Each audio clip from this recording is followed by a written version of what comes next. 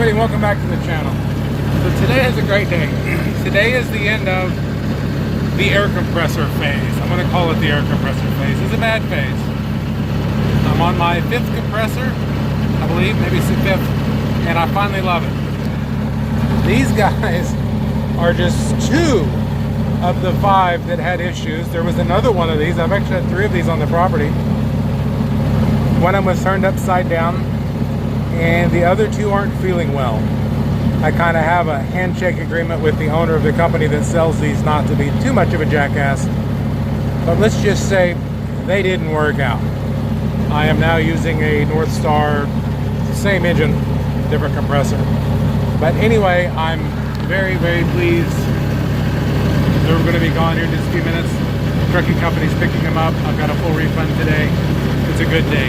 Thanks y'all for watching. Catch you on the next one.